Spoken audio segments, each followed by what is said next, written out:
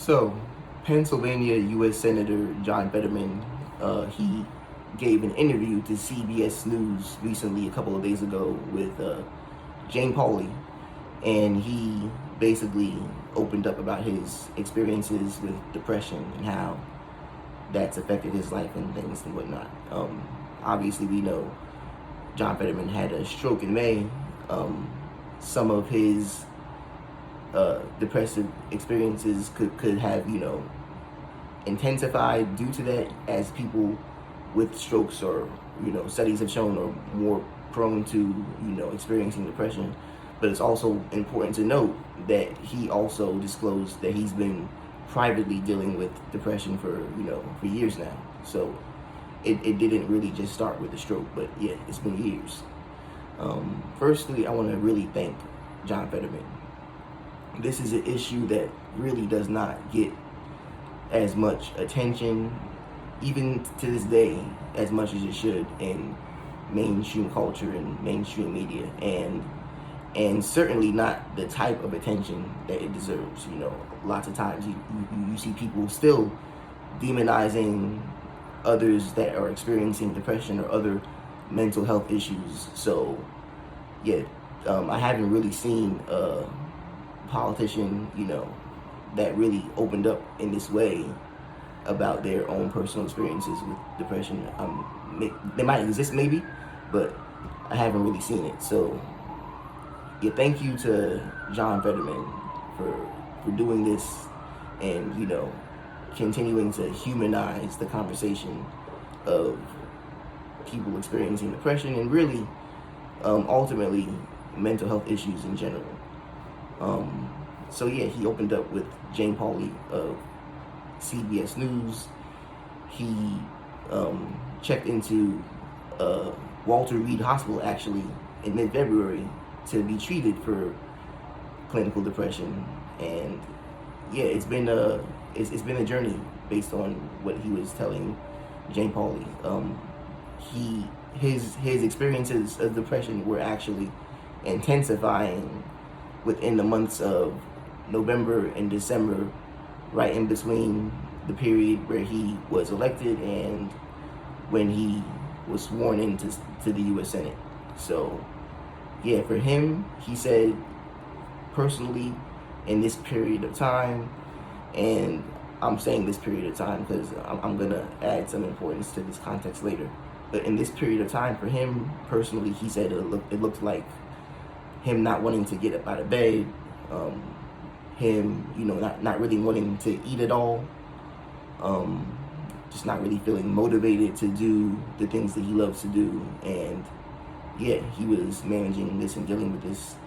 And yeah, that is how depression can look like for lots of people. But I feel like it's also equally just as important to note that depression really looks different in everybody, and everybody's case is, their own unique individual case. There can be people out there that do fit the, quote unquote stereotype of depression, where they're just, in bed all day, just not eating, not motivated. But there are also people out there that can seem relatively functional, even happy, and still on the inside have a whole different situation going on, and still being deeply depressed and everything like that.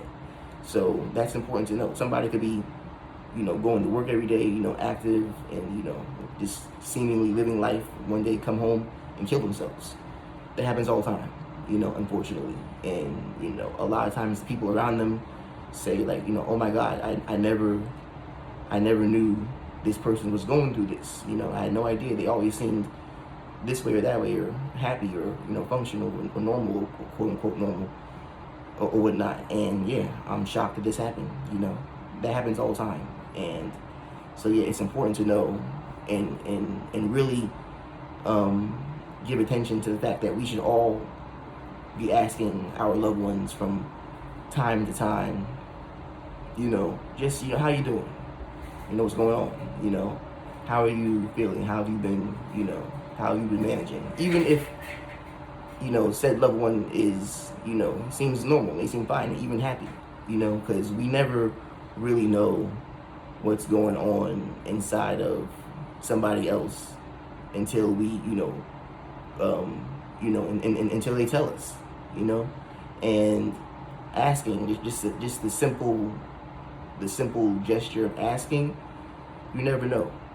That person might decide to open up to you. You might be saving a life.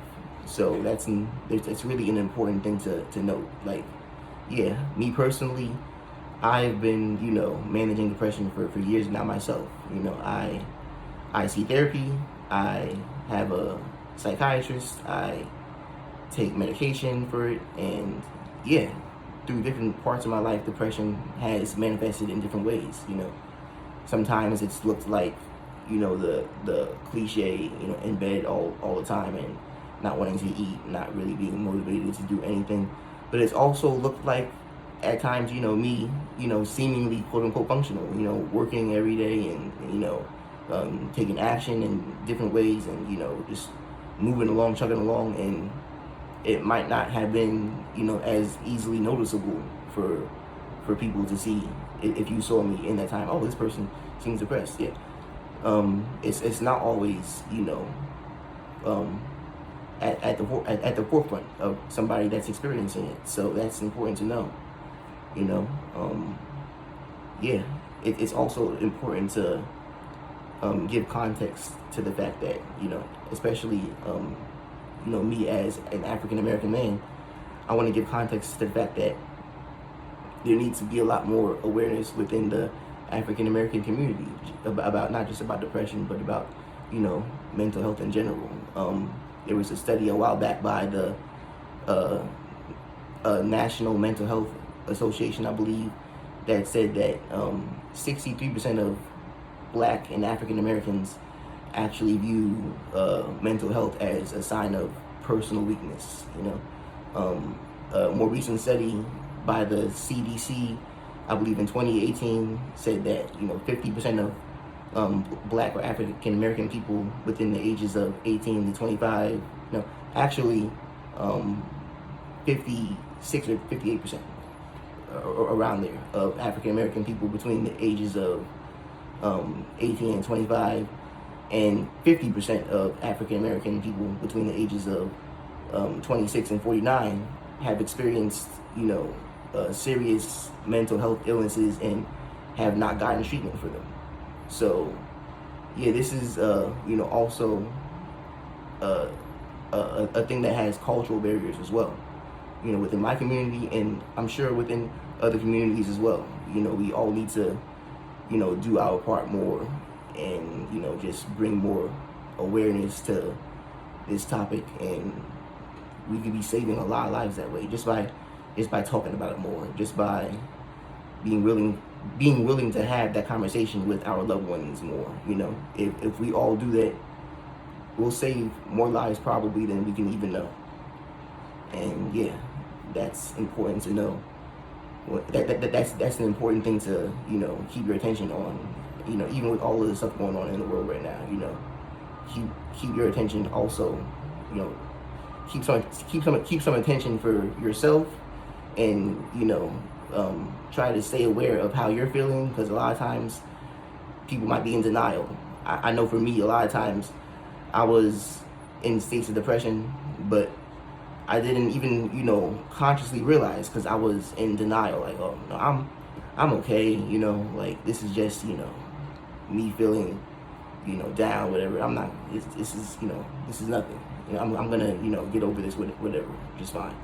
And the more I put feelings like that off, the stronger they got, because I was not addressing them. So yeah, just being able to tell yourself that it's okay to feel however you're feeling. There's nothing wrong with you for feeling these feelings. A lot of times I feel like I was in denial because I felt like there would be something wrong with me, or like, I feel like there might be, like I'm broken in some kind of way if I admit to myself that I'm feeling these feelings, or I'm weak in some kind of way that makes me weak or whatever. All this stuff is nonsense. We're all human beings. We all experience, different feelings in different ways, and it's important to acknowledge those feelings, and important to know what you're going through, and important to, just, love yourself in that way.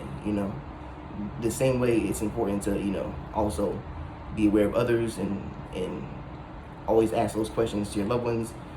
Treat yourself the same way as well. On this note, I'm gonna end this video. Again, I hope I might have informed you in some kind of way about the challenges of people that experience depression. But keep in mind, once again, I'm just one personal experience.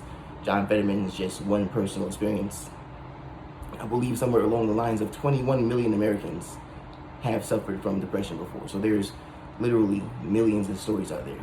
So, we should all continue to, do our part to stay informed and, to treat this like a serious issue. Thank you for listening, and yeah, see you soon.